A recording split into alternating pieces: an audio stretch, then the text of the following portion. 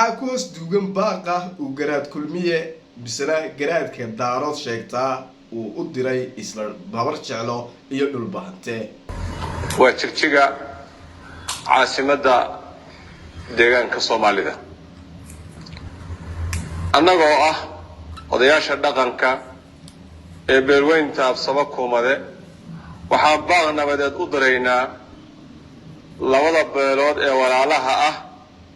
ee habar jeclo iyo dhul bahante halka ay ku qabo waa maxay qorshaha qorlugad laga maleegayo ee lagu rabo in lagu dhabar jabiyo isla ciidanka madaniga ah ee SPB iyo ciidanka qaranka ee halkaasi si wada jira u difaacaya kastoo duulaan horena ugu hayn maantana duulaan ku ah qarannimada Soomaaliland labada qodobba waxay noo sharaxi doonaa Ibrahim Caydiid oo u garan ogtihiin al-xaqiiqa waxa ka codsanaya muuqaalkani markaad min bilow ilaa min dhamaad aad daawato inaad wixii aragtidaada adalkani nagula wadaagto daawasho wacan waxaa soo dhameeyay haruusi maanta nimanka hadlay waxay absame ogaadeen iyo jid waaqole waan ka hadlay waana ku dagaalka ku soo koriyay halka markii Soomaaliya lagu soo duulayay taleedina waxba ku lahaayeen maxay adduunkeedana iyo dhaqaalaha lagu dagaalamayna waxbay ku lahaayeen oo ku yimid soo ka wareeyay iyo meel walba ciidankana waxbay ku lahaayeen saddexdaa wajiba dagaalka ugu jiray ilaa culimada joogta Nairobi ayaa lacagtii urursay oo tiri dagaalka ka dhigtay mid baraka ayaa loo gurayo oo Sheekh Siwili iyo umaliya kamid ah oo dagaalka jira waxa hadaba aad moodaa Soomaaliland iyo dadkeedii laga helay oo aan runtii la sheegay xogta islaam ku hayo xamuud xaashi iyo nin kale waa cirro dhan way imanaya haddii alla ku rooyay qorlugud wax qorlugud lagu karanayo loo imanaya nimanka siyaasiyiinta iyo kuwa hogaamiye dhaqameedka ah ee isku xiran ee labada qolobalihii ay ka shaqeynayaan waa siday lugta u qaban laayeen ciidanka habar jeclo ee madaniga iyo ka qaranka ee meesha degan dagaalkaasina mid istaagay ma bismillaahir rahmaanir rahiim assalaamu alaykum wa rahmatullaahi ta'ala wa barakaatuh halkani waa xaqiiqa faalada barnaamijkeenu wuxuu noqonayaa baaq ay soo direen oo reerkiisa uu hogaaminayo garaad kulmiye kala yiraah oo sheegtay inuu yahay garaadka guud ama hogaanka u sareeya beesha daarood oo aan hore u sii sheegay in baaqa soo jeedin doonaan ayaama ka horna sii sheegay iyo waxa loo maleegayo Soomaaliland ee qorlugud laga maleegayo ee isku xiran qorlugud iyo baaqa iyo buuhoodle iyo ilaa xamar ilaa Nairobi isku xiran ayaan faalidan noqonaysa ayaama uu ka horada dib u raacdaan ayaan sheegay in baaqiyo ka soo bixi doona jirjiga iyo meelo kale kuwaasoo isku xiran yihiin nimanka gudida habar jeclo sheeganaya oo maxay ceelaf weyn ka akhriyay maxay go'aanka ama iyagoo beesha habar jeclo ee waan matalayna imika maalintii ugu dambeysay yiri gacan noon ku doorsan sameeyna gacan noon ku difaacna dalka iyagoo ka rub sheegay haddana qorlugu tagay iyagoo halka keenay 8 nin oo ay ku jiraan nimankii buurta gacan libaax iyo qoladii guddiga garxas sheeganaysa ee cadda guda kuwaasoo dhammaantood meesha u tagay kala furfurka ciidamada madaniga ah ee u soo gurmaday dadkii la soo weeraray furfurkooda ayay meesha u tagay anna waan ka hadlay inta waxaan horteed maqashiinaya waan ka faalan doonaa baaq jirjiga laga soo diray ee garaad kulmiye soo diray waa jirjiga caasimada deegaanka Soomaalida annagoo ah odayaasha dhaqanka ee beelweynta Absaba Kuumade waxaan baaq nabadeed u diraynaa labada beelood ee walaalaha ah ee habar jeclo iyo dhul bahante waxayna odayaal dhaqameedka beelweynta Absame soo saareen baaqani ما هباق runta ahaa ee daacadda ahaa ee islaamnimada ahaa ee waa mid khiyaamo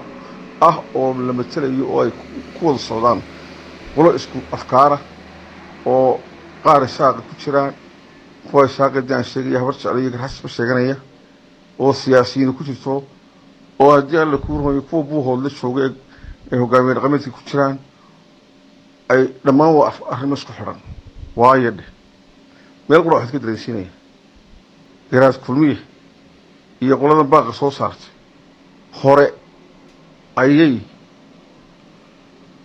ugu tashaday somalilan oo meeshii lagu tashaday somalilan waxaa jigjiga ee sararkii ugu horreeyay lagu qabto ee dagaalka laascaanood lagu kariyey ee lagu bisleeyey bartaas ahayd taladii lagu soo weeraray laascaanood bay wax ku lahaayeen kuwan haddana waa kuwaa dhexda iska dhigaya bari dhoweyd arrin aan iyada lafteeda fashilay oo aan ka hadlay oo la isku dayey ayay ku jireen garaadkan hadlaya iyo nimankan kale hadlaya ogaadeen waxay ku heshiiyeen in gaashaamo gogol la dhigo oo habar yoolishii ogaadeen ay dhex ka noqdaan sidii jabciyadda qurma ka dhexayso kale cidda la heshiisinaya gogosha loo dhigayaana waxay ku sheegayaan dhulbahante iyo habar jaro dagaalka lagu soo taladiisa lagu soo gaadhay jigjiga muu ahayn mid dhulbahante iyo habar jaro dhex yaalla iyo mid somalilan lagu weerarayo oo ilaa maanta lagu weerarayo oo ciidanka iminka jooga buuhoodle ay tirsanayso dowladda soomaaliya oo ay daraato ugu dambeysay sheegaysay in ciidanka buuhoodle iyadoo ay leedahay mushaharka siiso oo ka mid yihiin ciidankeeda ayaa laynooga dhigayaa maxay dad walaalo oo isdilayo isku deegaana maxay dagaal baa ka socday gobollada dhexe oo ay isku dirayeen sufre iyo mareexa oo lagu hoobtay mid kalea sacad iyo reerkas isku dilayeen miyaa weli aragteen baaqay soo saaraya miyaa aragteen wadaadda ka hadlayo baaq soo saaraya jawaabtu waa maya kan maxaa looga soo saaraya waxaa looga soo saarayaa kii dagaalka kugu waday ayaa haddana baaqii iska dhigaya kugu soo diraya kuwii togo dheer ka hadlay ee culimada sheeganayay ictisaam bay ahaayeen kuwan kale ee gudaheena jooga ee le maxay day guddida habar jeclaanu nahay iyo kanaanu nahay ayaguna waa la afkaar kuwan kale garxashka sheeganaya waa isku afkaar wax badan baa ka dhexeeya kii kula dagaalamayay ayaa haddana ku leh anigii baa gobol kuu dhigaya anigii baa maxay dayiin baa kuu soo diraya anigii baa culimo ku ah subxaan allah waxaa laga arkay dadka reer somalilan oo laga ilhelay horay u dhacday waxay ku odhanayaan sudaankii reerka ayaa go-aankaa soo gaadhay oo laga daba hadli maayo habar jecel iskama daba hadasho waxaynaynu ogey shirkii burca lagu qabtay ee faysal cabdi bootaan laga soo hadashiiyey ee sida kanoo kale afduubka ahaa markii suldaan cabdilaahi suldaan cali suldaankii guudi uu hadlay inuu wixii warqadda ay ku qorteen oo dhan u baabiyey oo tiisi run ahayd daacadna ay ahayd haddana rag cadhaysana ka daba hadleen oo kuwii siday doonayeen dee ay u dhici weyday haddana waxaa lagu odhanaya habar jecel iskama daba hadasho waxaasoo dhami waa harowsi maanta nimankaa hadlay ee maxay dee absame ee ogaadeen iyo jid waaqba leh waan ka hadlay waana kuwii dagaalka kusoo koriyay halkaa markii somalilan lagu soo duulayay taladeedana waxbay ku lahaayeen maxay adduunkeedana iyo dhaqaala lagu dagaalamayna waxbay ku lahaayeen oo kuwii minnesota ka wareeyay iyo meel walba ciidankana waxbay ku lahaayeen saddexdaa wejiba dagaalka ugu jira ilaa culamada joogta nairobi ayaa lacagtii ururisay oo tiri dagaalka ka dhigtay mid baraka ayaa loo gurayo oo sheekh siwili iyo umaliya baa ka mid ah kuwa dagaalka ku jira waxaa haddaba aada moodaa somalilan iyo dadkeedii laga helay oo aan runta laysu sheegin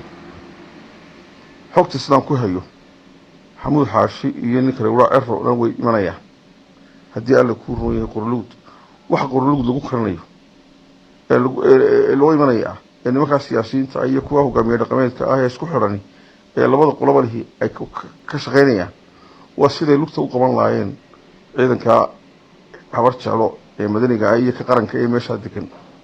dagaalkaasina mid istaagaya maaha oo dhinacan kale waxaa laga wadaa olole iyo gurmad baa ka buuxo oo waa diyaar bay xabad u yihiin dagaal waanu imanaya dagaalkaas way soo weerarayaan weliba kuwana sidii gooja cadda inay u fashiliyaan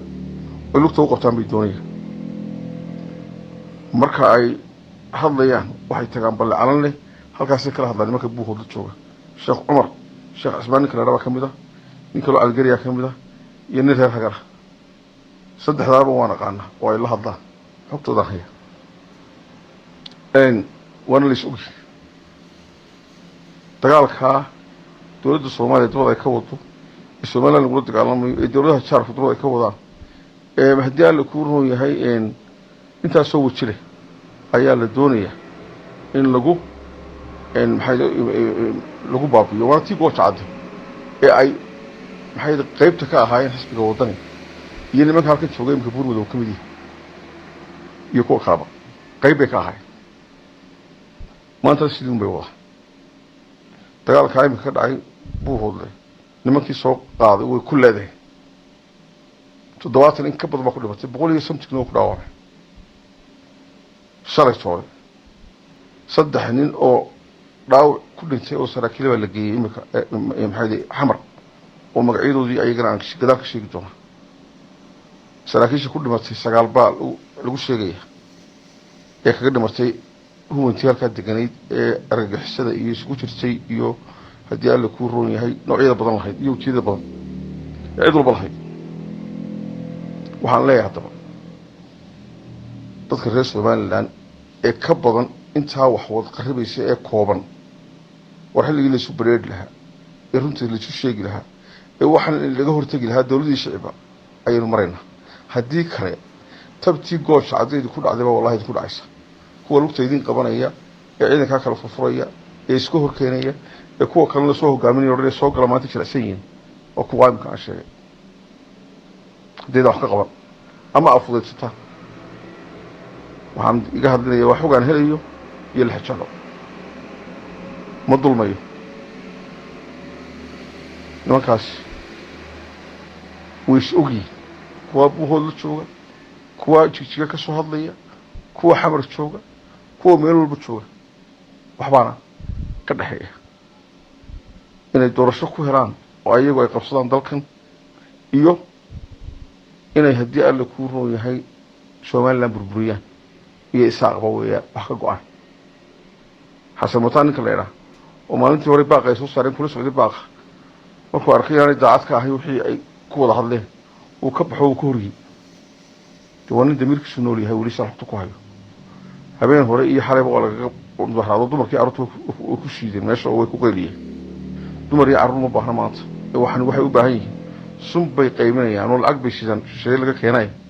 in laga hortago oo tii haddaan laga hortagin oo aan go-aan laga gaadhin oo layska qaban tabtii gooja cadda ka dhacday baa ka dhici doonta qorlugud baana lagu dili doonaa kumayaal dambe oo maxaabiis iyo yeelan doona iyo dad la laayo haddaan yaan iska qaban weya hadalkaygaan waa suntanaya